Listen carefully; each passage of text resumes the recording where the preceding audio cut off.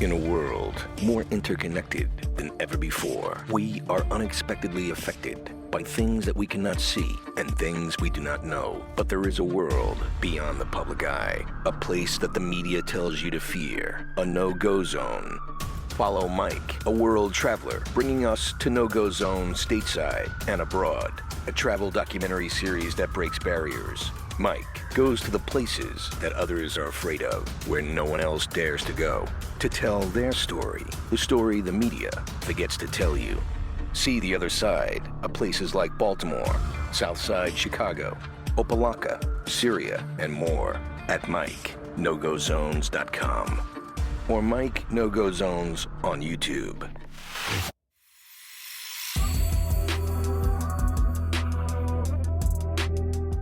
Miami Gardens. Within it lies the Hard Rock Stadium, which is considered the crowning jewel of South Florida sports and events. Even if you're not a fan of American football, this stadium has hosted all kinds of international events. People flock from all over the world to visit the stadium in Miami Gardens. What if I told you that Miami Gardens has only one hotel? Patrons are usually shuttled to hotels in Miami Beach, Hollywood, and Fort Lauderdale. So very few people either do anything in Miami Gardens before or after an event. But why? First, let's delve deeper into the history of this town. The city of Miami Gardens wasn't officially incorporated until recently in 2003. Before then, it was just part of Dade County, with no direct mayoral rule. It's also the largest city in Florida with an African American majority. Over 100,000 people live here, but yet it's sorely overlooked by mainstream media. Unfortunately, the only time Miami Gardens gets in the headlines is when crime occurs. In 2016, the city of Miami Gardens had a higher violent crime rate versus the state of Florida by 50.99%, and a higher property crime rate that was 19.49% higher than the state. The good news is that since 2016, crime rates have been falling drastically due to the growth of the middle class and unemployment rates dropping. But yet, in the eyes of mainstream media and for the residents of South Florida, the stigma remains. In the heart of Miami Gardens lies the Hard Rock Stadium, which was built by Joe Robbie in 1987, which to his credit, he built it with his own money. For the NFL, it was a godsend, for it gave the league a shiny new venue to showcase the Super Bowl, which it has hosted 6 times already. And yet, for all of the attention the stadium gathers, how many of those visitors actually spend time where the stadium is actually located? When games are being broadcast, the camera on commercial breaks always show the same generic live shot of Ocean Drive and downtown Miami, which neither are in close proximity to the stadium. Here's a video of myself standing in front of the stadium. Yeah, this is it. This is the crowning jewel of South Florida, but yet here we are in the city of Miami Gardens, and not too many people linger around here. And the whole purpose of this documentary is to find out why. How come after the game or before the game, no one hangs out? So anyway, cable car is new. This wasn't here a little while ago. At the moment, it's being used as a testing site for COVID-19. I can only wonder when and if the general public will be attending events here anytime soon. I was also curious to see if anyone from the stadium has actually reached out to the local community to help develop it and to work together. But besides the stadium, the other factor that brings attention to Miami Gardens is the plethora of talent that have found mainstream success. Artists such as Flo Rida, Rick Ross, athletes such as Santana and Sonoris Moss, and film director Mark A. Samuels. But is Miami a no-go zone, or is it just mainstream media just exaggerating? I had to find out for myself. I'm going to be 100% honest. I have never bothered to explore the city of Miami Gardens for myself. I would attend a concert or a game, and I would leave. I was very curious to see what was in store for me. My first stop was Top Notch Cigar Lounge.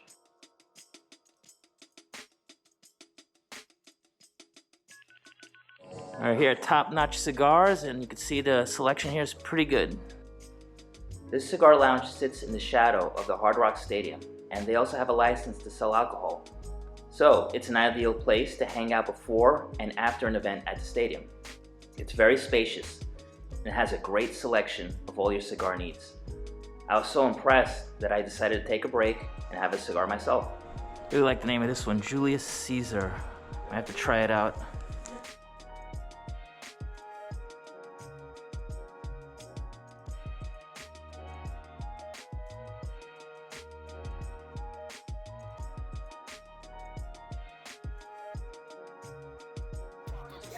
Definitely a thumbs up. Julius Caesar. I think Julius Caesar would approve. And it's pretty good. Pretty smooth. They cut it and lit it for me, and unfortunately they cannot sell alcohol at the moment because they just passed a new law yesterday here in Florida saying that they can't sell alcohol in any venues because of the whole COVID shutdown, but I think it's a little silly because I'm still allowed to smoke, so go figure. Anyway, I'm gonna finish this cigar and keep exploring Miami Gardens. After my cigar, I decided to grab lunch at a restaurant that is across the street from Top Notch Cigar Lounge, and that would be Lorna's Caribbean and American Grill.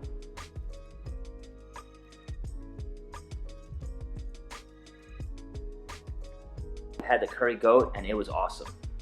All right, here we got some curry goat, mac and cheese, and a red stripe beer. So here we are at Lorna's Caribbean Grill, and this looks really, really good. I haven't eaten all day.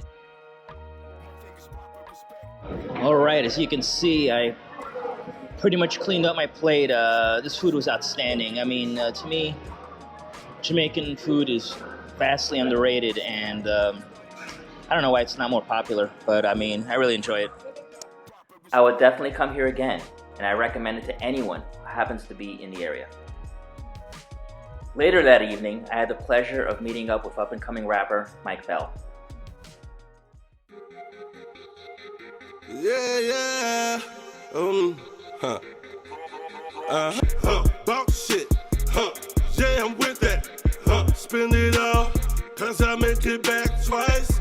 This the life of a boss, cause I grind right. We stay in them foreigns, homie, y'all can keep that other shit. Bentley Beamers, Audi Lexus, saying I'm with my foreign bitch. 550 Benz, I just call that bitch the mothership. All these diamonds shining, watch my wrist, we making horror flicks. I ain't gotta lie about mine, I show them what they supposed to do. Leave your bitch around me, I'm gonna cut her like some ones. Unfortunately, due to recent regulations regarding the COVID virus, we couldn't make a full night out. We talked at length about being a resident of Miami Gardens and life itself. We are riding with rapper Mike Bell. What's up? How you doing, Mike? Good, what's up? So, rolling through Miami Gardens. Yes, sir. All right, so where are you taking me exactly? Right now we are on 27th Ave. That's Rick Ross's Checkers over there. Okay. Gonna ride you guys past DJ Khaled's spot, then we're gonna take a little trip to the hood. All right, sounds good. This Checkers over here, Rick Ross owns that. Okay. He has a few of them, wing stops and all kind of stuff. Those guys kind of put their money back into the hood, which is dope. Yeah.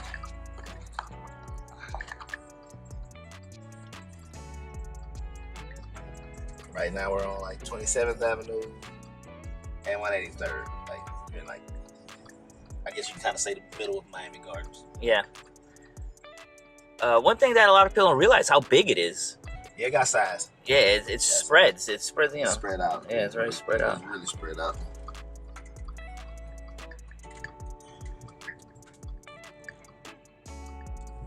It's you know, it's home, man. You gotta be here from here to love it. Even though I moved here, but I've been here for so long, you gotta love it. It's definitely a place you have to kind of get accustomed to. But people have made it out big out of here. Yeah, of course. I mean, it's bad, bro, but it's you got parts just like any other hood, man. You got parts like over here, this place, this DJ Khaled's spot, the Liggin, as you can see the okay. lines Wow. wrapped around the building. Yeah. I had no idea that was DJ Khaled's place. Yeah, he has that one. Trinidad has a spot not too far from here. He has a soul food restaurant. I'm taking you through now a certain project. You can literally turn a corner and be in a fucking project.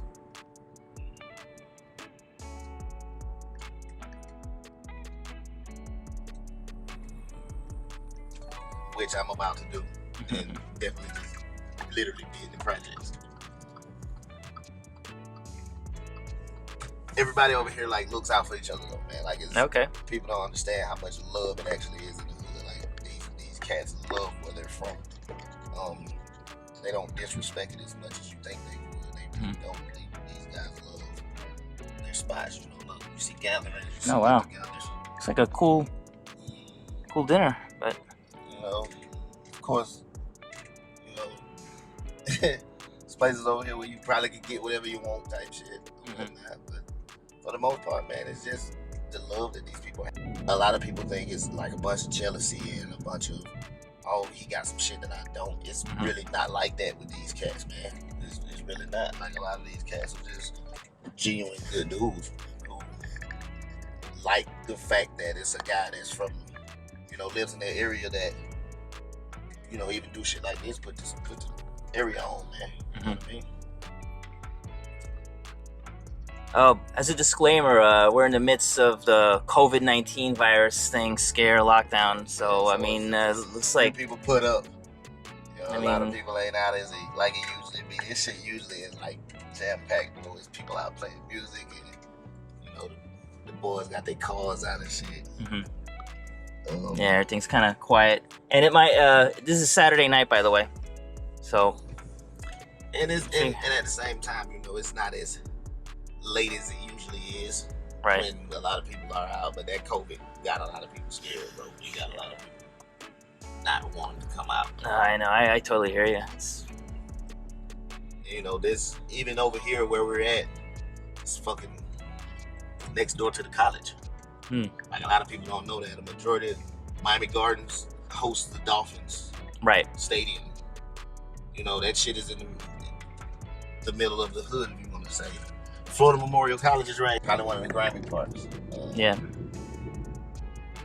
You know, it's a few First 48s that went down over here that they didn't actually showed on First 48, so, you know, people can know that it's real. You know, there's a few that didn't show on this side. But it looks it's very suburban though. It's, you know, everyone's like, you know, standalone houses and Yeah. You got spots, man. That's all. You just gotta kind of know where you're at. Like, if you're not from here, be with somebody that is. You know, 'cause you don't want to just be the lost tourist. right. They can smell that shit, bro. Oh, like me? Like, yeah, I wouldn't let you walk through by yourself like that, bro. I wouldn't want you to. You know, I can't say I wouldn't, but I wouldn't want you to, man. That's a little different right there. Like, even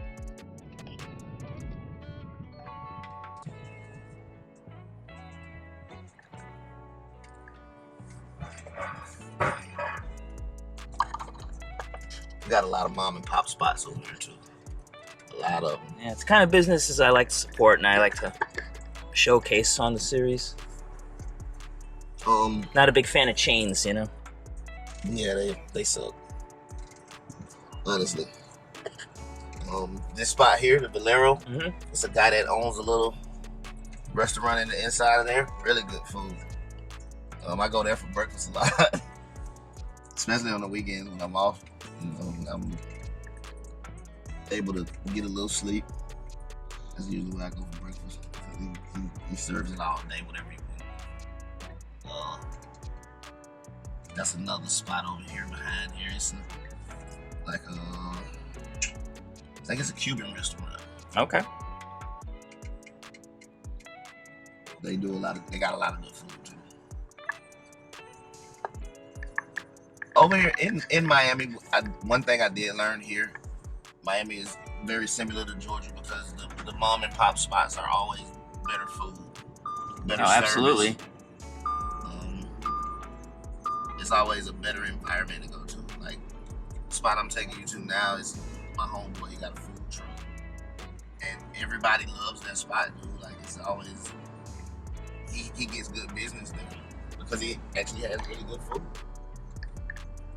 I think that's another thing with a lot of people. They don't take pride in what they make. That's why I don't like fast food chains. They throw that shit together. Nah, it's all factory farmed and all that. Yeah, it's just a bunch of slap it together real quick and sell it for $8.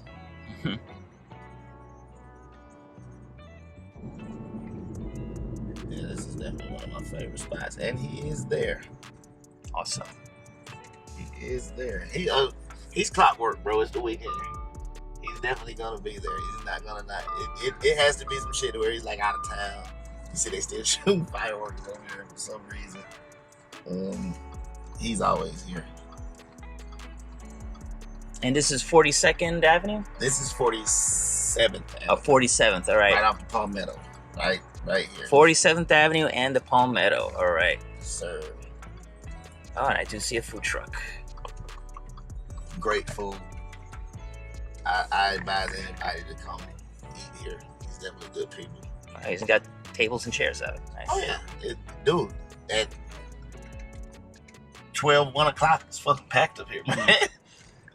We got to grab dinner at a local food truck called Gericota. Their social media will be linked below. This food truck serves great Dominican food and has a loyal following. If it wasn't for Mike Bell, I would have never discovered this food truck, so big thanks for showing me some local flavor. Alright, here I am again with Mike Bell. Because of you, I discovered this food truck. We're about to, we just ordered some empanadas here. Okay. Definitely one of my favorite spots. Let's try one.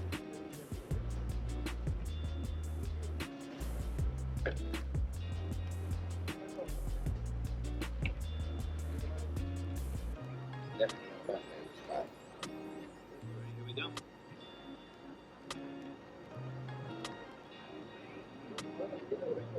Pretty good. Definitely good.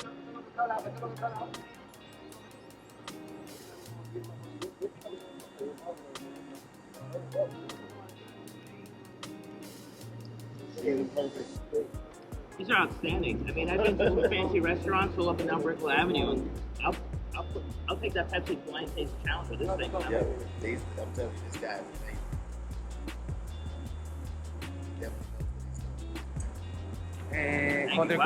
Country Club, right? Okay, yes. Thank you. And I ordered the canoa. red one or just the yellow? Yellow. There we go, that's what I ordered. Thank you.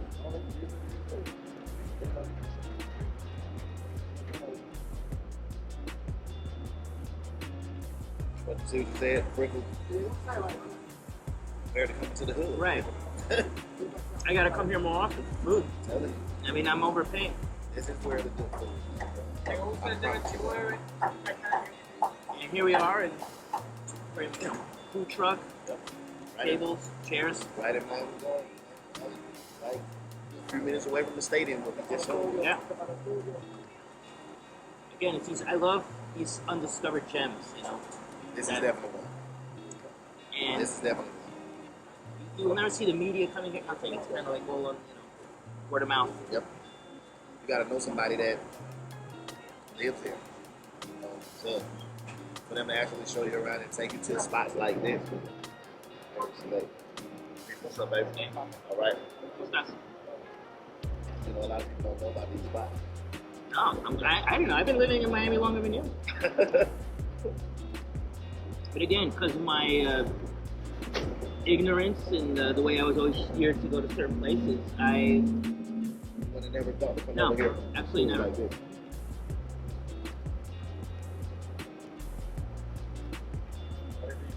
It's kind of why I started the series, to discover these unknown gems that are all over This again. is definitely right here. Wow. And it's a real shame. I'm sure this place would be super jam-packed with cars lined up if it wasn't for the whole virus, you know. I ain't gonna lie, even with the virus, they can come pick it up and leave or whatever. There's a club across the street over Right. here. Probably not open tonight, but yeah. They're only doing food. They're not Okay. running the club. Hey, Even see, a lot of those people that come here. I love your bling, man. Can we compare notes? Sorry, I got something simple on, but man, but you, can you put it in the camera? It's simple. Okay. I had this for a while, man. It's like my name tag, basically. Well, it's your signature. Yeah, so. Yeah. I'm usually the guy in the suit, but you know, some days you just don't feel like putting it on. But it's summertime in Miami. It is kind of warm. It's hot. It's hot. Like I said, but this is definitely one of Miami's best undiscovered gems. Alright, I just ordered something called the canoa mixta. And this is amazing. It's cheese and meats, but it's on top of a banana. And they fry it, and it's so good. I can honestly say I've never eaten this. You gotta try to. When you're out and about like this, you gotta try the food. Unreal. Artsy. I mean, me personally, I love over here for the simple fact that it's home, bro. Like seriously, no matter what you do, you know, somebody knows you somewhere. Like, you know, I can stop at some of these stores over here, or go to the gas station, and people know who I am. Or, you know, I got some homies that stay on that side or something. And it's just love. Like, a lot of people don't know that about Miami Gardens. Because people get this misconception that Miami is South Beach. Right.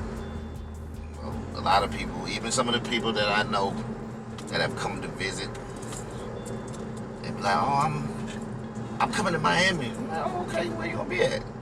Well, I'm staying on South Beach. That's not Miami. That's South Beach.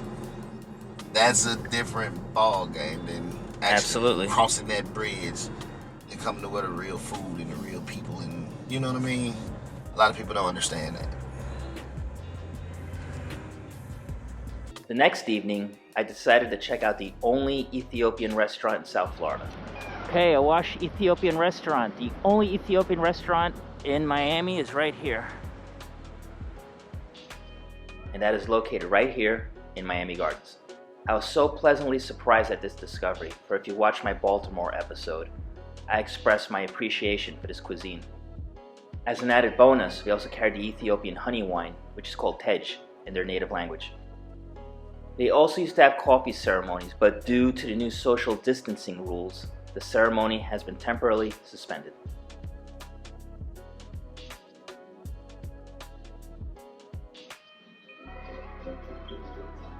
Okay, here we have authentic Ethiopian coffee with need some incense here to add to the atmosphere and the aroma here. It's pretty authentic. Hopefully when this pandemic is over, I'll be able to attend the ceremony. I have a deep respect for Ethiopian culture, but that's where humanity originated from over 3 million years ago. The following day, I had the pleasure of having lunch with Mark Samuels and Rico. Mark is a local film director who created the movie Murder Gardens.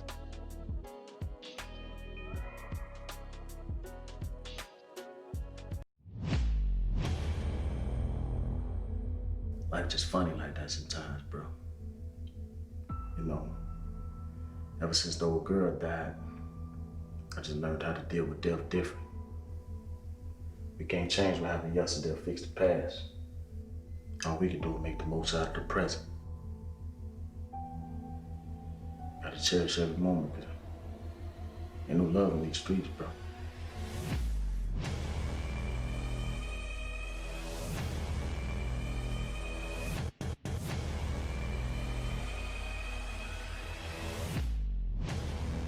I know you're scared, and I know you're trying to be brave, but you have no idea what you're getting yourself into right now. I know. It was locally filmed here, and the movie is available on Amazon, and I recommend this film. The title of this movie brought some local controversy and backlash over the name Murder Gardens. But Mark isn't an outsider looking to exploit a neighborhood's reputation. He's lived his whole life here in Miami Gardens and is as local as it gets. Here we are at the Stadium Diner. This historical diner has been here since 1962 and is a local landmark. I recommend the chicken souvlaki, and this is the place to go to for breakfast and lunch if you find yourself in Miami Gardens. Let them know that Mike sent you. Here we are discussing his film, Life in Miami Gardens, and how it's portrayed in the media. It was a pleasure to meet him. I'm definitely looking forward to seeing more of his film work in the future. I'm assuming you grew up here? Yeah. Miami Gardens? Yep, Okay. yep, man, been here all my life. Actually, I grew up not too far from where we are right now. Okay. That's the irony of this whole shit, but 2 blocks away. yeah, 2 blocks away right here on 199th Street and 5th Avenue. And yeah, I've been passing Stadium Diner and these parts of Miami Gardens for like, I don't know how long, fucking 20-something, 30 years. Wow. Yeah. And it must have been, growing up in this part of Miami, it must be a little different because you're literally in the shadow of Hard Rock Stadium. Back then, Joe Robbie, where every time they changed names.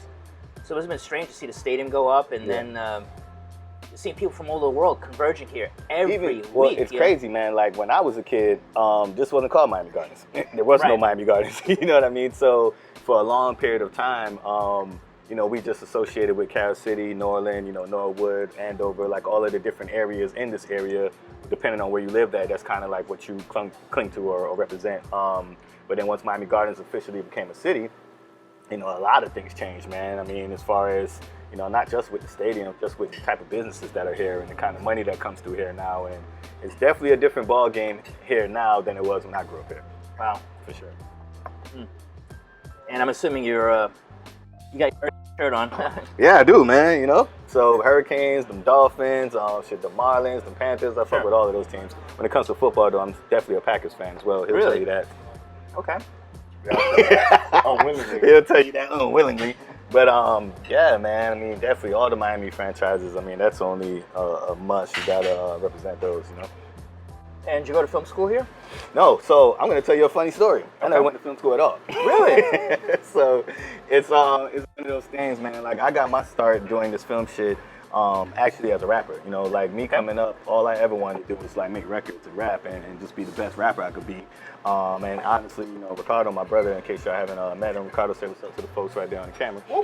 Anyway, but Ricardo was CEO of the label, my manager, and just helped kind of really push me in the direction I was trying to go into as an artist. And the first thing that we realized right away was, shit, we need visuals, we need music videos, we need a way to kind of like show what the fuck it is we're talking about. So, you know, we invested in a camera, 2 cameras actually, and you know, they know what the fuck we were doing. They know how to shoot or edit or what the fuck is Premiere, what is Final Cut. Nobody knew anything about any of that shit. You should have hired Philip.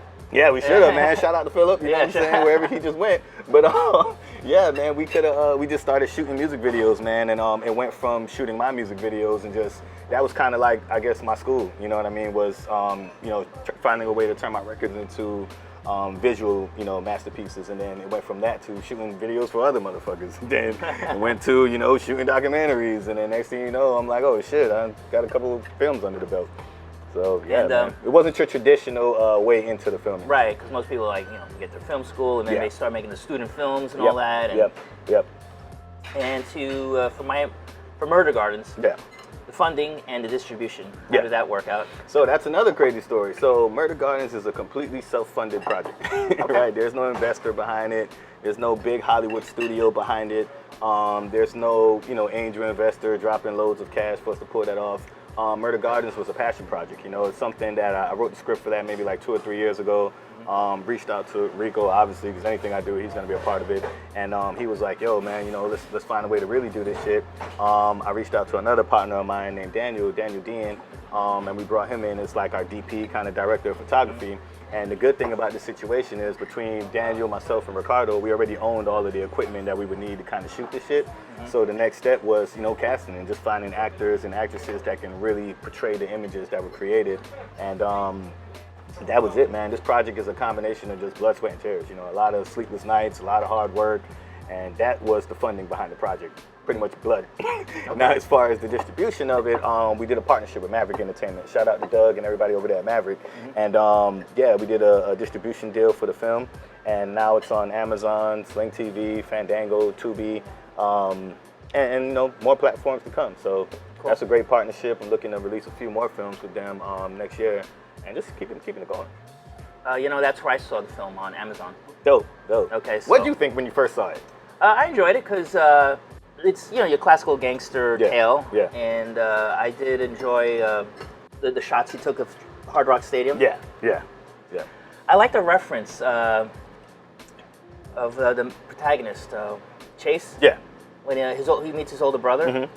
And there's a line in there that really caught my eye. He goes, well, I do my business in Miami Gardens, but I sleep in Aventura. Right. For everyone watching, Aventura is the town next to here. Yeah, it's not that far. And it's... But it's very different. Very different. It's a very, you know, my parents lived there. Right. To give you an idea of what kind of neighborhood it is, my parents lived there. Right. All my family lives there. Right. So, I kind of like that because a lot of people do that. They do their dirty work in one area, but they sleep somewhere else. Right. And I think that also was a kind of authentic way to kind of tell that story. Because like you said, not everybody wants to shit where they eat, you know, for lack of better words. So, No, and also it was a way to kind of highlight some of the other cities in South Florida and just kind of, you know, bring attention to those cities as well. Because I didn't want the film to just be about hood shit and just the hood and projects. And it's not that. Miami's too diverse of a city to focus on the negativity of the city, you know. But I also wanted to show the reality of what happens in the city, and a lot of it's negative.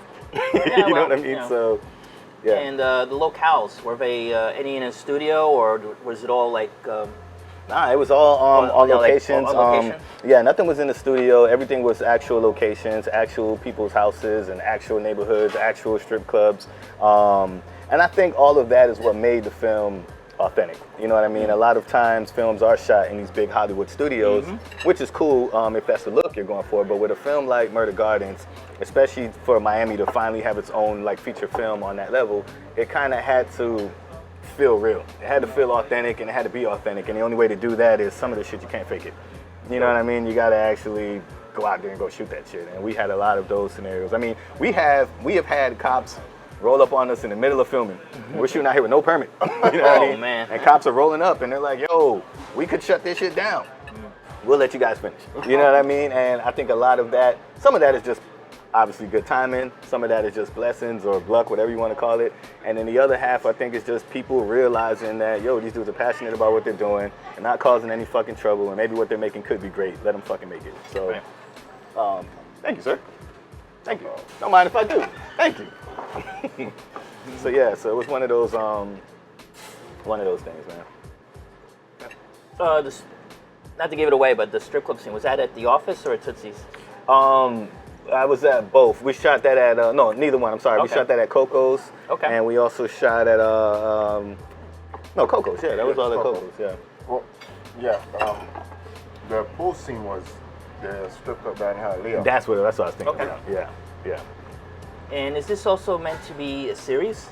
Yes. So it's funny you asked that. All right. So it was written as a series. It was never meant to be a feature film, and it was actually filmed as a series as well. It was edited to be a series, and when it was time to go into distribution, it was suggested by one of the platforms we were going to just take this whole thing and convert it into a feature film as far as exposure is concerned, and people being able to see the film in its entirety. And that actually was a good cause. But the whole time it was being made, it wasn't made to be a movie at all. It was definitely made to be a series, and it still is a series. So we're gonna do a part 2. And then right after that, man, I want to go into the TV version of this thing and just kind of like, you know, just keep it going, you know? Sound like The Wire? Yeah. Yeah. This film, I mean, this series kind of does remind me of like The Wire, Yeah, you know, that for like grimy, Miami. you know, Yeah, underground, But to your point, I want to be able to show all the different elements of Miami the way The Wire did. I feel like, you know, they were able to show Baltimore through the eyes of the dudes on the street, and through the eyes of the cops, and through the eyes of the newspaper, and through the eyes of the politicians. So, and I feel like that's how you get the full picture of what's going on, is when you're showing all these different viewpoints and not just one person's perception, you know? Okay. All right, so now for the serious questions. Yes. Growing up here in Miami Gardens, under the shadow of the stadium, the stadium attracts the Super Bowl, concerts, festivals. The Dolphins play there. Yep. The Hurricanes play there.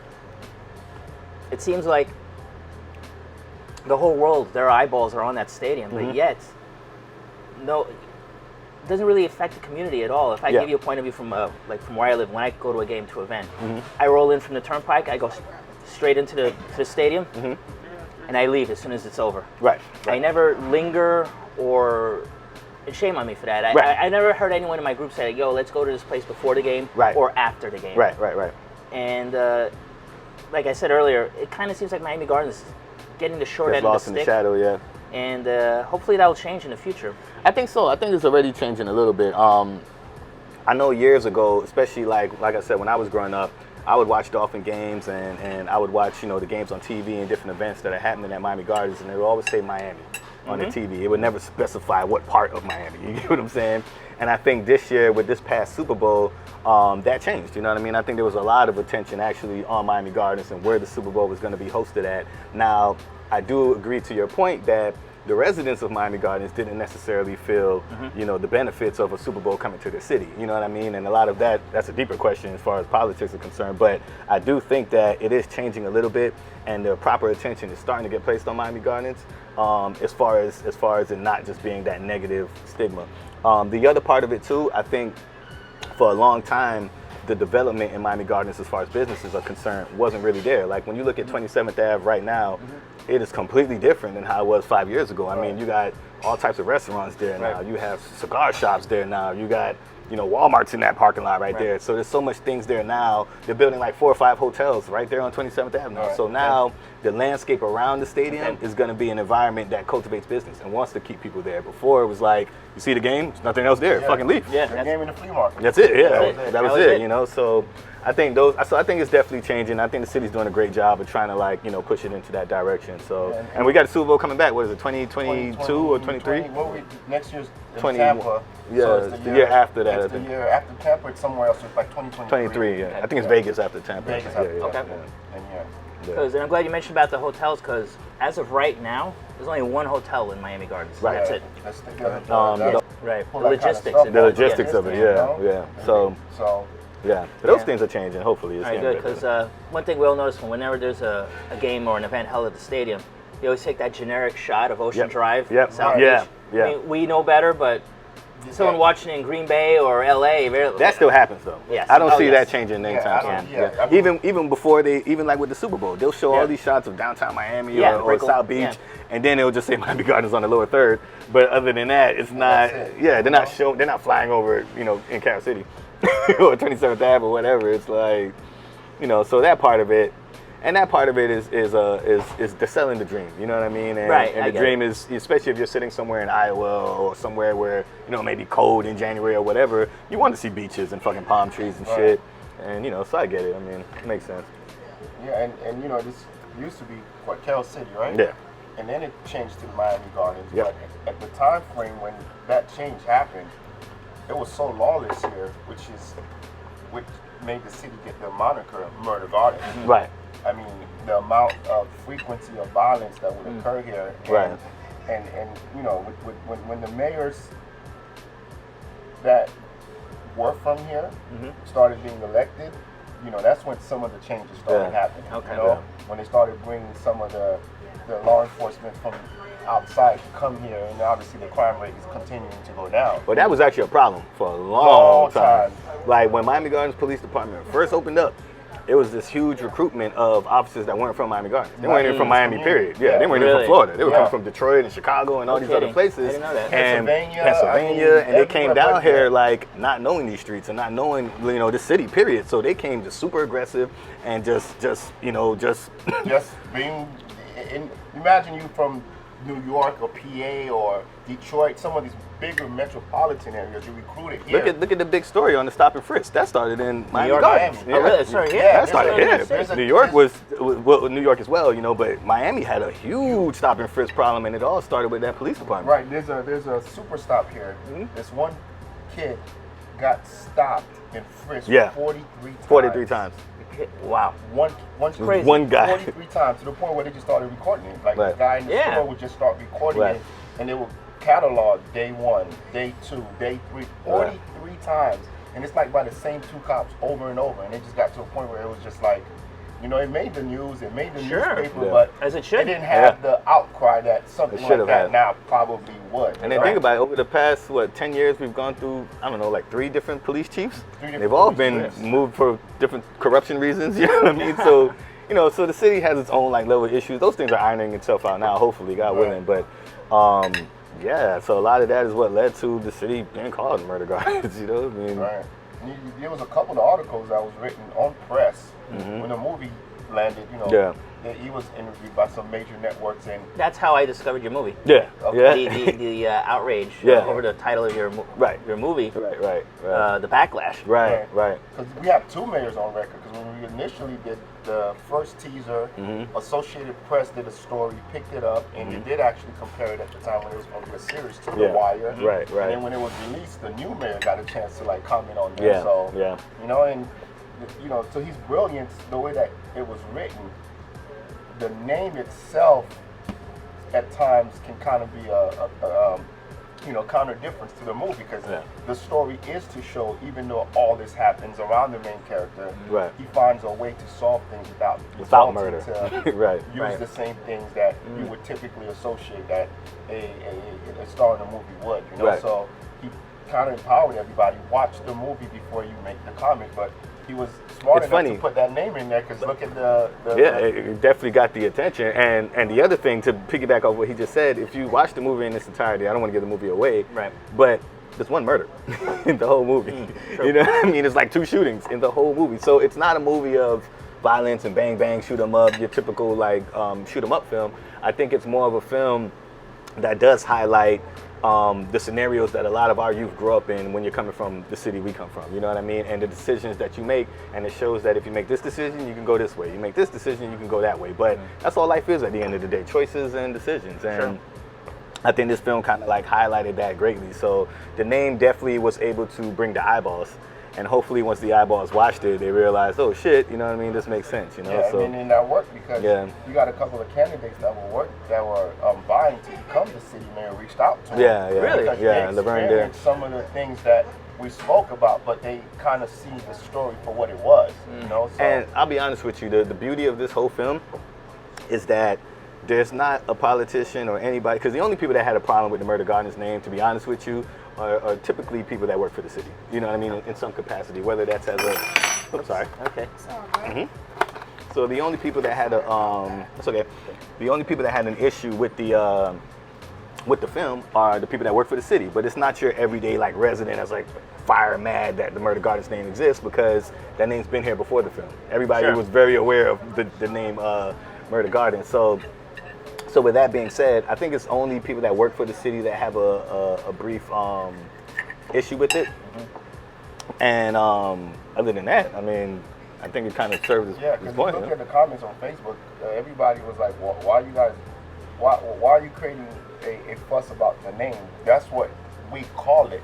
Right. You know, is Murder Gardens, you know? And if you walk around here with a Murder Gardens t-shirt, the reference to the movie instantly comes up. Oh, that's what I was going to tell you too. But just to piggyback off of that, there's not a person that works for the city or anybody that had a negative view on the name that was able to really try to paint my intentions in a bad light. You know what I mean? Because at the end of the day, if this film was created by some major Hollywood studio that came in from LA and they're like, yo, there's crime going on there, let's make a film about it, trying to capitalize, I would understand that. But you're talking to somebody who's been here longer than some of the people that work for this fucking city. You get what I mean? I'm raised here. I went to school here. My kids go to school here. I own property here. I pay taxes here. Like, I am the epitome of a Miami Gardens resident. There is no fucking, I'm not making a film to bash the city I live in.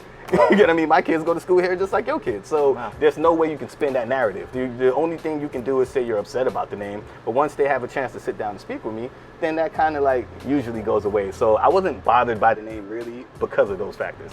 If I was some guy coming from, I don't know, Compton or New York or something. Or like a Steven Spielberg. I got like, I don't know, $50 million worth of production people behind me, then I would get it. I would understand that. But media is more important now than ever before. But more important than just media, I think, especially for content creators, being able to create narratives, the truthful narratives, and telling our own stories is more important than ever. I think the playing field's been like flattened now. There was a point in time where, for someone like myself, if I wanted to make a film and get that out there, I needed Hollywood. You know what I mean? I needed that big production company, or I needed that big director to associate with this, and they were the gatekeepers. They would, control how we look on screen. What is our story? What is our narrative? Those days are done. You know what I mean? Now, and don't get me wrong, they're still there, but now the floodgates have opened between all these different outlets like Amazon and Tubi and Fandango and Pluto and all these different platforms that you can sell your content to. As a content creator, this is the best time ever to tell your truth and tell your story. So media is going to be more important now than ever. And one thing that I would like to see that I didn't have the opportunity to see when I was coming up is more black kids in our neighborhoods attaching themselves to media. And gang, chances are you may get some shit. You're gonna catch some heat for that, because that's just life. That's the gangster lifestyle. Right. And I guess also the gangster lifestyle is kind of glorified. Yeah. We all. I'm sure you like Scarface, Goodfellas, all these. I mean, we all love and adore these movies. It's true. Because we're in love with that lifestyle. The women, the cash, the flash, the diamonds, the $50,000 watch. You're like, I want that. Right. And not only that, when you live a gangster lifestyle, the money comes quick. It comes quick. And it comes easy. Yeah, right. So, I mean, exactly. it's a very, right. you get sucked into it's that lifestyle. Yeah. You're like, wow, I got the women, the cars, the pool. Right. This is the lifestyle I want. Right. Whereas if I go work slave away at a 9-to-5 job, it's gonna take a lot longer. Yeah. And by the time, right, and you're too old to enjoy that. Yeah. Right. I want it now when I'm Right. still young, and I can, you know. Right. Let me still work. Yeah. Have my flowers like right now while I'm alive. There you go. Yeah. As far as the film is concerned, if you haven't seen Murder Gardens, I have, by the way. Oh, he has seen it. If y'all haven't seen Murder Gardens, you can watch it right now on Amazon Prime, Fandango Now, Tubi TV, Sling TV, Vudu. I mean, I can go on and on and on. But if you Google Murder Gardens, I promise you will find it somewhere, and you will be able to watch it. And if you want to reach out to me, my name is Mark Samuels, aka King Colossus. You can find me on Instagram, Facebook, Twitter, every social handle under King Colossus, Colossus. That's my brother Rico. He can tell you his info himself. Yep, follow me at Dayfire Rico 305 and watch Murder Gardens on all platforms. And this is Mike, by the way. Yes, and Mike's cool. I like Mike. Mike survived. He survived, ladies and gentlemen. I'm here. He's good. Later that evening, I decided to go explore more of Miami Gardens, but this time on foot. I walked through the Carol City section, where I was told to tread lightly, but as you can see, here I am, and nothing happened to me. How you doing?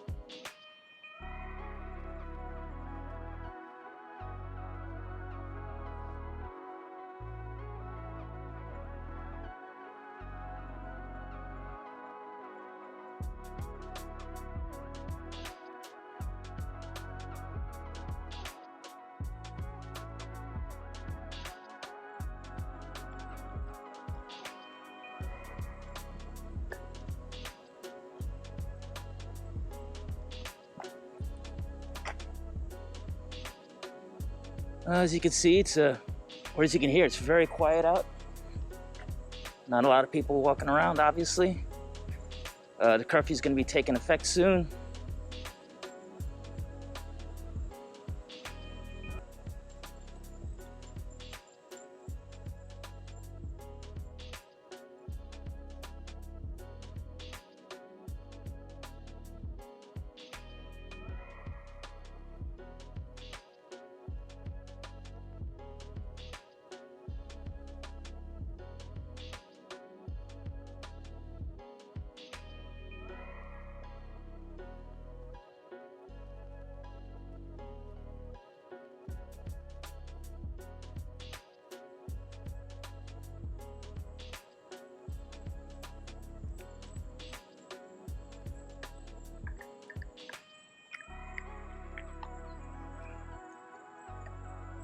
All right, well, back where I started from, as you can see, quiet evening, nothing happened to me.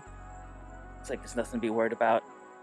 People told me to tread lightly around here, but nothing, no one even approached me. Pretty much the few people that are out totally ignored me.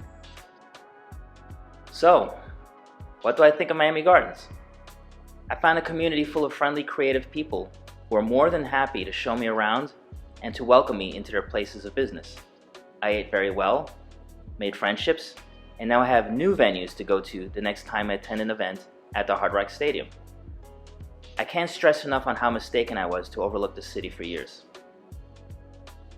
I hope that this pandemic will soon pass us, for all our sakes. Traveling and exploring is fun, but in the grand scheme of things, our health comes first and foremost. I was also optimistic in the news that I learned from Mark Samuels that more hotels are being planned to be opened in the future by the stadium. Anything that will increase local spending and businesses, especially during these hard times, is a good thing. I am still planning on traveling to the city of Detroit in the near future, and that will definitely be my next episode. If you want to see the full and uncut interview that I conducted with Mark and Rico, It will be released very shortly in a separate video. If you like what you're seeing, please hit like and subscribe. And if you want to check out my older videos, here's a playlist of season 1 of my series.